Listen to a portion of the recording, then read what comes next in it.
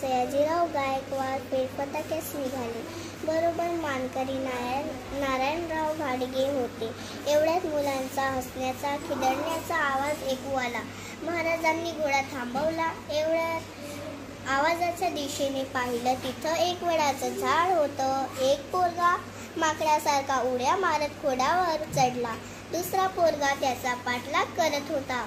पाहिल्यानं पारंबी पकडली. माकडासारखा झोका घेतला. घोड्यावर बसल्यासारखा फांदीवर बसला.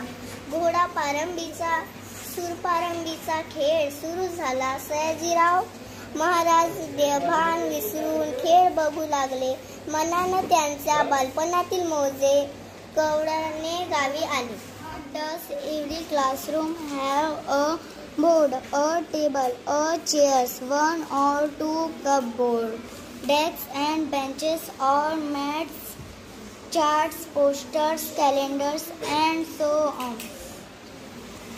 We have something special in our classroom. It is a post box just for us. With messages, cards and letters to our friends in the class. Then we काका आवाज आला. कोणीतरी त्याला हलवत होतं. स्पर्श कोवळा नाजूक होता. हाताची बोटही इवलीशी. काका त्या छोट्या मुलीने त्यांना पुन्हा हाक मारली. तसा तो पटकन तिचा बाजूला वळला. ती म्हणाली, काका मला की नाही खूप भीती वाटते. कशाची भीती? काकांनी विचारले.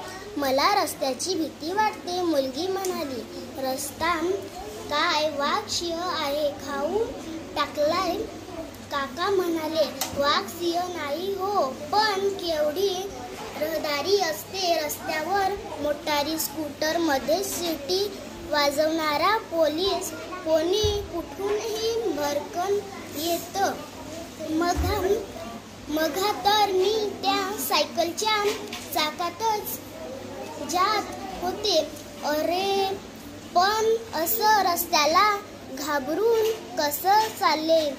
बाहेर तर जावंच लागतं ना. कला रांगोळी कथाकथन स्पर्धा झाल्या. आज शाळेत बक्षीस समारंभ होता.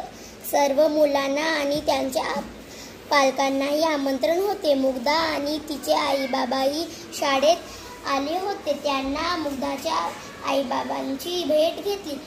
काय म्हणते आमची मुग्धा? आईने बाईंना विचारले. अभ्यासात हुशार आहे. चित्रकला स्पर्धेत पहिला नंबर बक्षीसही पटकावलंय. पण ती जास्त बोलत नाही. घरी जास्त अशीच वागते का? बाई म्हणाल्या, हो. आईने नाराज